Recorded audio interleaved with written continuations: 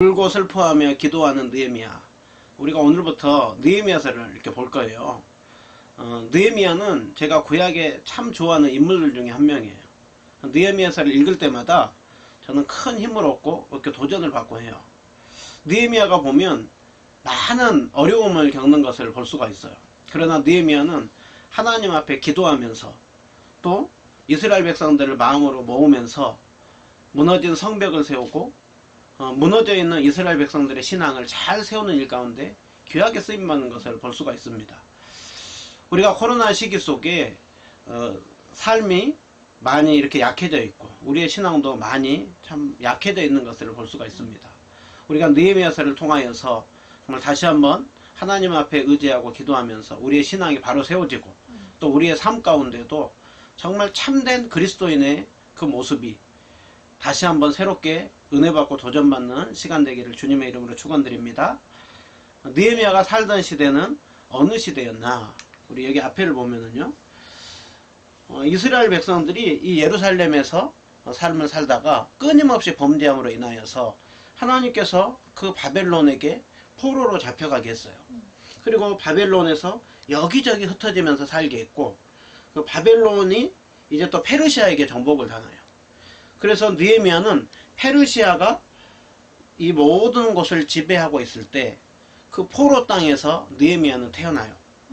그렇기 때문에 느헤미야는 한 할아버지 정도가 예루살렘에서 잡혀오지 않았나 싶어요. 그리고 아버지도 이 포로 땅에서 태어나고 느헤미야도 이 포로 땅에서 태어나는 것이죠. 우리가 일본의 식민지 생활을 해봐서 알지만 식민지 생활을 한다고 하는 것은 포로 백성으로 산다고 하는 것은 굉장히 많은 고통과 아픔이 따르죠. 그렇기 때문에 이스라엘 백성들이 이 포로 땅에서 굉장히 고통 가운데 삶을 살았던 것은 뭐 말로 할 필요가 없을 거예요. 그런데 예외적으로 느헤미야는 포로 백성 중에 한 명으로서 이 페르시아 땅에서 굉장히 높은 자리에 오르는 것을 볼 수가 있어요. 요셉이 애굽의 노예로 끌려갔지만 거기에서 총리가 되었던 것처럼 또 다니엘이 포로로 끌려왔지만 총리가 되었던 것처럼 그에 못지않게 느헤미야도 굉장히 높은 자리에 올라서 왕의 술관원으로서 그렇게 그 역할을 하는 것을 볼 수가 있습니다. 우리 느헤미야가 어디에 있는지 1장 1절 말씀 한번 보면 느헤미야가 아닥사스다 왕 제20년 기슬루월에 수상궁에 있었다라고 하고 있죠. 그러니까 느헤미야가 지금 궁전에 있다라고 하고 있어요. 아닥사스다 왕이 다스리고 있는 그 궁전에 있어요. 그러면 느헤미야는 지금 뭐 하는 사람이라고 하고 있어요? 왕의 술관원이라고 하고 있죠. 왕의 술관원이라고 하는 것은 왕이 마시는 그 음식과 술, 그 모든 것들을 담당하는 데 있어서 굉장히 중요한 역할을 해요. 고대에는 그 왕을 죽이고 하는 방법 중에 하나가 음식이나 술에 독을 타가지고 죽이는 것이죠. 그렇기 때문에 아무나 그 술관원으로 세우지 않아요. 그런데 느헤미야가 술관원이 됐다고 하는 것은 아닥사스다 왕에게 굉장히 신임을 받고 있다라고 하는 것을 얘기를 해요. 또 술관원은 단순히 음식만 주는 것이 아니라 왕과 함께 때로는 음식도 같이 하고 또 때로는 함께 대화도 하고 또 나라의 정책에 대해서 참여도 하면서 그러니까 왕과 아주 가깝게 지낸 사람이에요. 그렇기 때문에 느헤미야는 굉장히 성공한 사람인 것이죠. 그러니까 포로 땅에서 이스라엘 백성들이 다 힘들고 어렵다 하더라도 느헤미야는 굉장히 즐겁고 행복하게 하루하루를 정말 그 기쁨 속에 살 수 있는 사람이에요.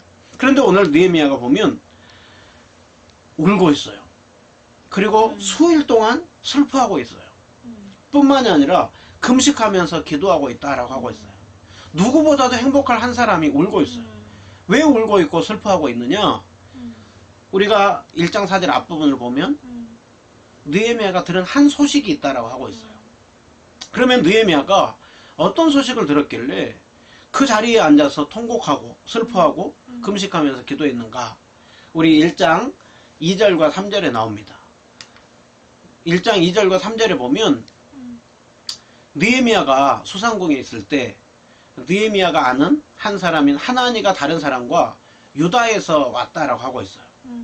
그러니까 느헤미야가 유다에서 온 사람에게 물어봐요. 그곳에 있는 유다 사람들은 어떻게 지내고 있고 예루살렘 형편은 어떤지 물어봤어요. 그때 하나니가 얘기를 하는 것은 남아있는 자들은 큰 환난과 능욕을 당하고 예루살렘 성은 다 허물어지고 성문들은 곳곳이 불탔다라고 하는 얘기를 들어요. 느헤미야가 그 소식을 듣고 거기에서 펑펑 울기 시작하는 것입니다. 사실 느헤미야는 지금 이 수상궁에 있죠. 이 예루살렘에서 이 수상까지의 거리는 한 1200 정도, 1200km 정도 거리예요. 그러니까 걸어서 가면 4달 정도 갈 수 있는 거리예요. 느헤미야는 이 예루살렘이라는 곳을 한 번도 가보지도 않았고, 느헤미야는 이 페르시아 땅에서 태어나서 여기에서 높은 관직으로 올라가지고 그곳에서 잘 지내고 있어요. 그런데 느헤미야에게 이 소식은 느헤미야가 식음을 전폐하고 금식하고 기도할 만큼 정말 그 자리에 앉아서 통곡하고 울고 수일 동안 슬퍼할 만큼 느헤미야는 이 소식을 듣고서 남의 소식이 아니라 마치 자기 소식으로 듣고서는 그렇게 애통해하고 있다라는 거예요. 그럼 느헤미야가 왜 그렇게 예루살렘에 있는 백성들이 고통을 당하고 그리고 성이 무너지고 성벽이 불탔다는 얘기를 듣고 왜 그렇게 슬퍼하고 있느냐? 그 이유는 단순히 느헤미야가 같은 조국이기 때문에 또 같은 백성이기 때문에 느헤미야가 왜 그렇게 슬퍼하는지는 9절과 10절에 보면 느헤미야의 신앙 또 느헤미야가 그 예루살렘을 어떻게 생각하는지 그 백성들을 어떻게 생각하는지가 나와요. 우리 9절에 보면 느헤미야는 예루살렘이 어떤 것인지 할아버지로부터 아버지로부터 자신의 뿌리가 무엇이고 그 예루살렘이 어떤 의미가 있고 이스라엘 백성들은 어떤 백성인지를 잘 들어왔어요. 여기 예루살렘에 대해서 하나님께서 내 이름을 두려고 선택한 곳이라고 하고 있죠. 우리가 알고 있는 것처럼 하나님께서 이스라엘 백성들을 정말 그 예루살렘 거기에 성전을 짓고 하나님께서 특별히 선택하여서 하나님의 이름을 높이고 온 열방 가운데 드러내라고 하지 않았습니까? 그런데 그 예루살렘 성전이 지금 무너져 있다고 하고 있어요. 또한 이스라엘 백성들에 대해서 주의 종들이고 주의 백성이라고 하고 있어요. 그러니까는 단순히 지금 예루살렘 성이 단순히 이스라엘의 그 성, 또 이스라엘 백성들의 동일한 민족, 그것을 넘어서서 다 모든 것을 느헤미야는 하나님과 연결짓고 있어요. 하나님께서 그 이름을 드러내고 높이려고 특별히 선택한 곳, 하나님께서 선택한 백성. 그런데 지금 그 성이 무너져 있고 성벽이 불타고 이스라엘 백성들이 고통을 당한다라고 하는 것은 곧 하나님의 이름이, 하나님의 영광이 곧 거기에서 무실당하고 조롱을 당하는 거예요. 그렇기 때문에 오늘 느헤미야는 그 하나님의 이름이 높임을 받고 하나님의 백성들이 있는 그곳에서 철저히 무시당하고 조롱하는 것을 보면서 애통해하는 거예요. 오늘 우리는 이것을 보면서 무엇을 알 수가 있습니까? 느헤미야가 하나님을 얼마나 사랑하는지를 알 수가 있는 것이죠. 그러니까 느헤미야에게 하나님의 이름, 하나님의 백성의 일은 남의 일이 아니라 자기 일이에요. 왜? 하나님을 그렇게 사랑하니. 하나님 아버지의 마음을 느헤미야는 품고 있으니까요. 그래서 느헤미야는 그 몸은 자신은 수상궁에 있지만 그 마음은 언제나 하나님을 향하여서 있고 느헤미야의 그 시선은 늘 그 예루살렘 성전, 그 이스라엘 백성들 향한 그 관심, 그것을 가지고 지금 느헤미야는 소식을 듣고 애통해하는 것을 볼 수가 있습니다.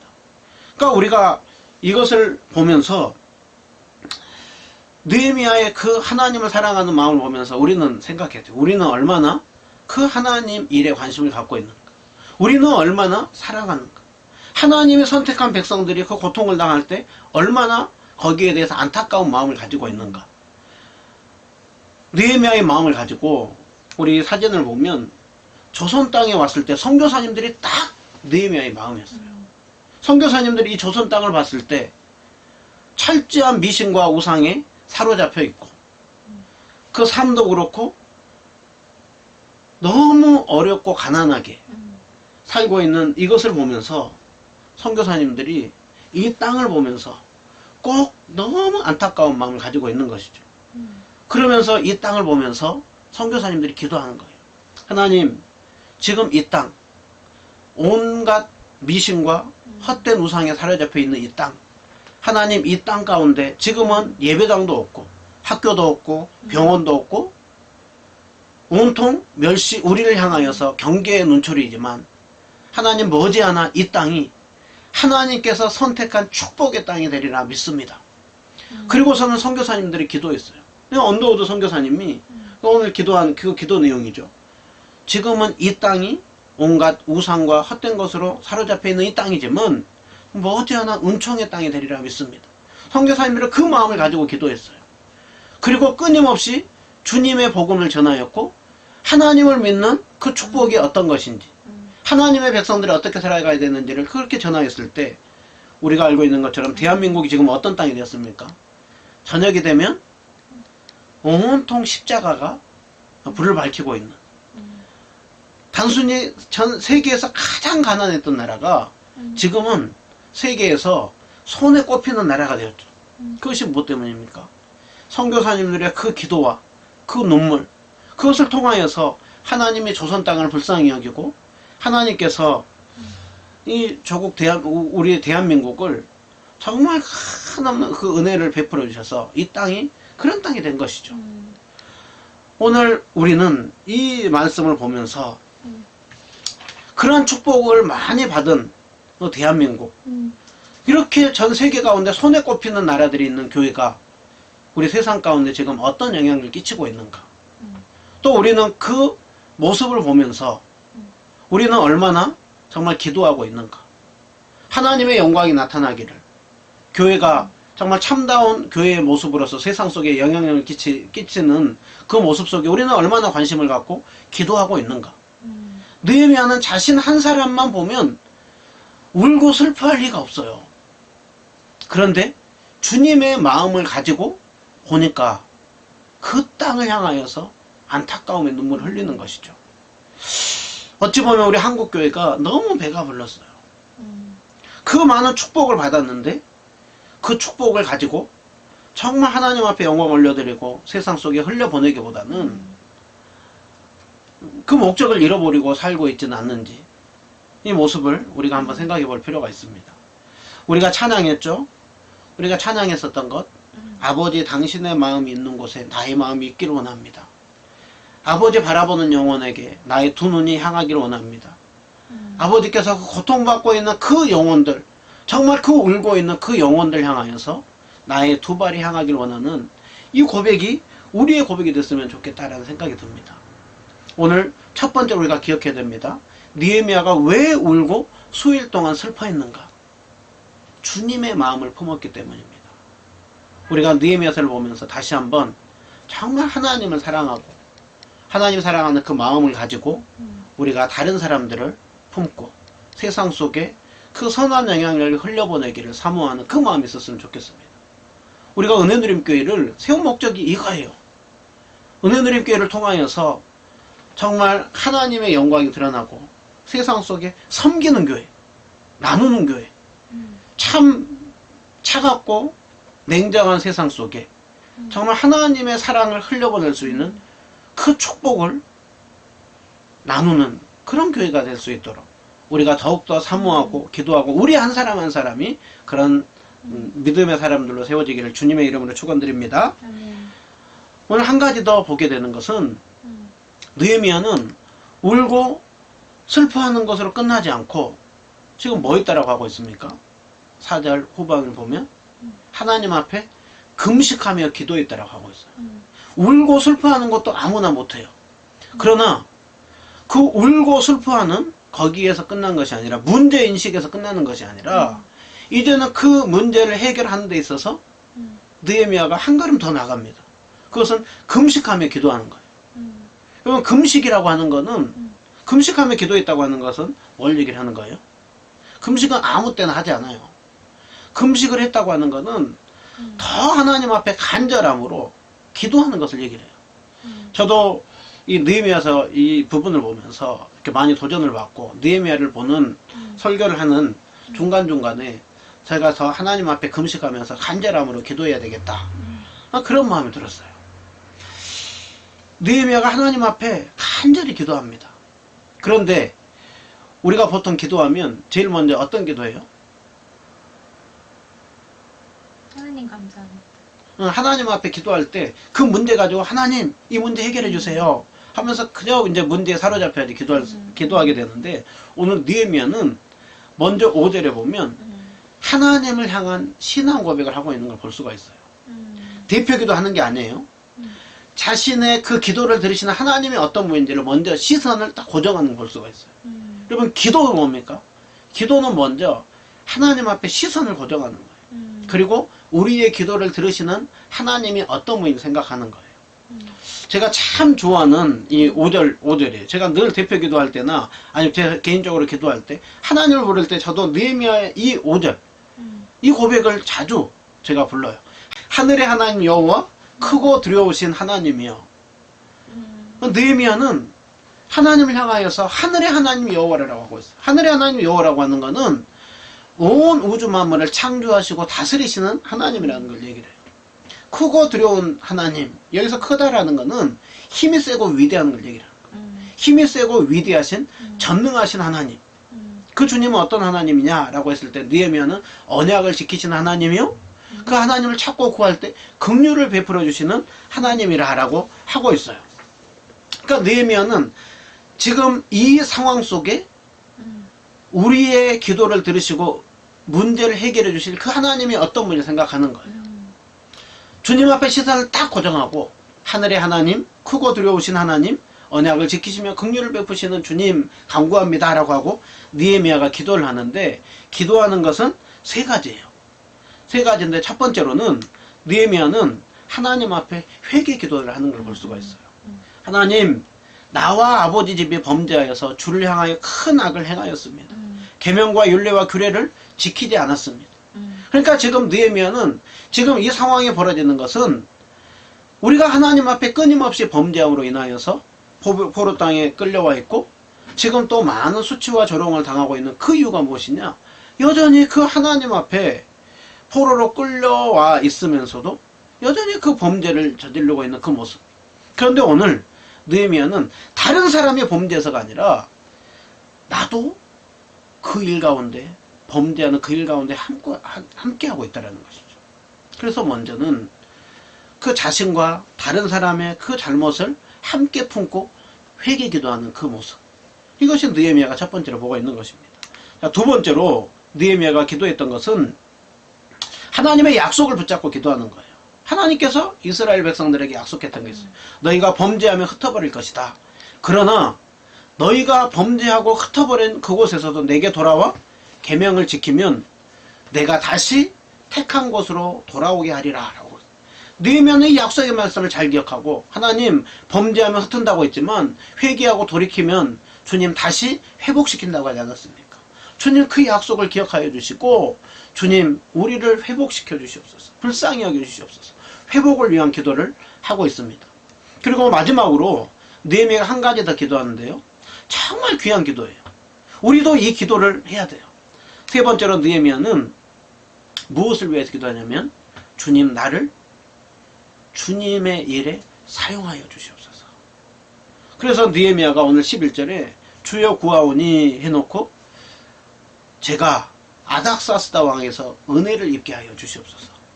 저 예루살렘이 무너져 있고 백성들이 고통을 당하고 있는데, 하나님 아닥사스다 왕에게 제가 은혜를 입어서 이제 제가 저 예루살렘에 가서 주님 뜻하신다고 한다면 그곳에서 이스라엘 백성들을 신앙을 세우고 성벽을 세우는 그 일 가운데 주님 나를 사용하여 주시옵소서. 마치 이사야가 보면 이사야 6장에 그 환상 중에 하나님 앞에 누가 나를 위하여서 갈꼬 라고 했을 때 이사야가 주여 내가 여기 있사오니 나를 보내소서 라고 하고 있죠. 느헤미야는 참관하는 자가 아니라 단순히 누구 다른 사람을 보내달라고 한 것이 아니라 주님 뜻하시면 저를 사용하여 주시옵소서. 이곳에 가는 길은 고생길이에요. 예루살렘에 가는 길은 고생길이에요. 느헤미야 개인만 보면 그냥 이 수상궁에 혼자 있는 게 편해요. 그곳에서 다른 이스라엘 백성들 고통받든 말든 그냥 왕과 함께 음식을 먹고 또 그 자리에서 누릴 수 있어요. 그런데 느헤미야는 하나님을 사랑하고 하나님 백성을 사랑하니까 하나님 나라와 영광을 위하여서 자신을 사용해달라고 기도하고 있는 거예요. 오늘 우리의 모습 속에 정말 우리가 하나님 사랑하고 이 어려운 시대 속에 우리가 더 베풀고 나누는 일을 해야 돼요. 세상이 왜 그래요? 왜 이렇게 차가워요? 그 이유는 다른 사람 때문이 아니라 믿는 그리스도인 우리들이 얼마나 어두운 세상 속에 그 주님 사랑하는 마음을 품고 기도하고 있는가. 얼마나 주님 사랑하는 마음을 가지고 세상을 섬기고 흘려보내고 있는가. 여러분, 우리의 삶은 다시 한번 하나님 느헤미야처럼 주님을 사랑하고 어두운 세상 가운데 섬기고 축복하는 그 일. 오늘 우리가 이 말씀을 마치면서 느헤미야는 오늘 두 가지 했습니다. 하나는 울고 슬퍼했어요. 이것은 주님의 마음을 품는 것입니다. 우리가 품어야 되는 것이 주님, 나에게 주님의 마음을 품게 해 주시옵소서. 아버지 마음이 있는 곳에 저도 있게 하여 주시옵소서. 아버지가 바라보는 것 나도 바라보게 하여 주시옵소서. 이거는 어떤 사람만 할 수 있습니까? 어린아이는 할 수 없어요. 성숙한 신자가 할 수 있는 거예요. 성숙한 신자는 어른이죠. 어른은 그렇잖아요. 어른은 부모의 마음을 헤아리는 것이죠. 단순히 나 한 사람 즐거운 것이 아니라 부모의 마음을 헤아리는 것이죠. 우리가 주님의 마음을 품는 성숙한 신자로 세워져야 합니다. 두 번째로는 그 일, 이스라엘 백성들이 고통당하고 있는 일, 지금 이 시대의 어려운 문제들 우리 힘으로 해결할 수 없어요. 그래서 느헤미야는 하나님 앞에 무릎 꿇는 것입니다. 금식하며 기도하는 것입니다. 이제 이 기도가 어떻게 하나님이 그 기도를 들으시고 사용하는지 이제 우리가 2장, 3장 계속해서 보면서 그 기도의 능력, 또 하나님께서 그 기도를 들으시고 느헤미야를 어떻게 사용하는지 우리도 보면서 우리가 정말 하나님의 역사를 보기 위하여서 우리는 기도해야 하는 거예요. 무릎 꿇는 일. 그 주님 앞에 기도할 때 주님께서 역사할 겁니다. 사실 한국 교회 선교사님들이 한국 땅에 들어왔을 때 우리 믿음의 신앙의 선배들 가진 거 없었어요. 이 사회 가운데 할 수 있는 거 없었어요. 그저 주님 앞에 울며 금식하며 기도할 때 하나님께서 그 우리 신앙의 선배들의 기도를 들으시고 놀랍게 역사했던 것을 볼 수가 있어요. 이렇게 축복의 땅으로 세워지는 것을 볼 수가 있어요. 이제 다시 한번 우리가 주님의 마음을 품고 기도함을 통하여서 우리를 통하여서 놀랍게 그 일하시는 역사를 경험하는 우리 은혜누림교회, 또 우리 모든 성도님들, 또 우리가 더 품고 기도할 때 한국교회가 하나님 그런 교회가 되게 하여 주시옵소서. 우리가 날마다 사모하면서 기도할 때 주님께서 역사하실 것입니다. 아멘. 우리 다 같이 기도하겠습니다. 사랑의 주님, 아버지 마음이 있는 곳에 우리의 마음이 있길 원합니다. 아버지께서 바라보는 영혼에게 우리가 나가길 원합니다. 하나님께서 한국교회를 이렇게 축복해 주시고 많은 은혜를 베풀어 주셨는데 하나님, 우리가 그 받은 은혜와 복들을 그저 우리가 누리고만 있지는 않는지요. 하나님이 이제 우리가 이 어두운 시대 속에, 참 혼미한 시대 속에 하나님 아버지의 마음을 품는 우리들 되게 하여 주시옵소서. 하나님, 정말 이 시대를 바라보면 참 많이 혼탁하고 참 어렵습니다. 주님, 우리 힘으로 그저 답답함만 느낄 뿐 할 수 있는 것이 없습니다. 주님, 이제는 더욱더 주님 앞에 무릎 꿇고 기도하게 하여 주시옵소서. 기도할 때 하나님 정말 우리의 기도를 들으시고 놀랍게 일할 줄로 믿습니다. 주님, 우리를 사용하여 주시옵소서. 하나님, 한국교회를 불쌍히 여겨주시고 성도들을 다시 한번 흔들어 깨워 주시옵소서. 감사드리며 살아계신 우리 주 예수 그리스도 이름 받들어 기도드립니다. 아멘.